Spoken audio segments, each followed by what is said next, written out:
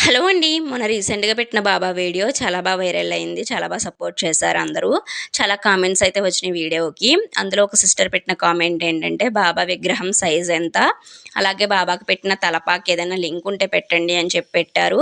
Actually నేను ఈ బాబా విగ్రహం షిరిడీలో తీసుకున్నానండి.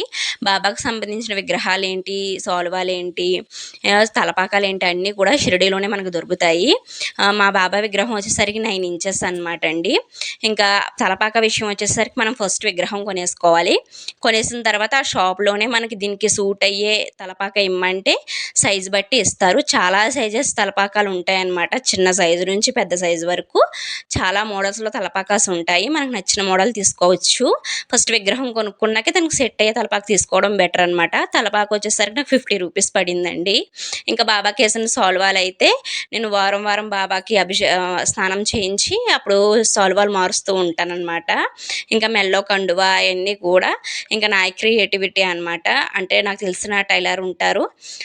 వాళ్ళ దగ్గర ఏదైనా మంచి ముక్కలుంటే గనక చక్కగా అందంగా కట్ చేసి ఇది బాబాకి వెయ్యి అని చెప్పి ఇస్తారనమాట. అలాగే ముక్కలు బాబాకేసే శాలువాలన్నీ అవే అనమాట. ఆ టైలర్ ఆంటీ ఆళ్ళు ఇచ్చినవే. ఇంకా మెడలో ఏసిన దండలు కూడా షిరిడీలోనే తీసుకున్నాను. చాలామందికి ఏంటంటే ఇంత పెద్ద విగ్రహం ఇంట్లో ఉండొచ్చా అని చెప్పి అనుకుంటారు. నో ప్రాబ్లమ్ అండి. బాబా గురుస్వరూపం. సో ఉండొచ్చనమాట.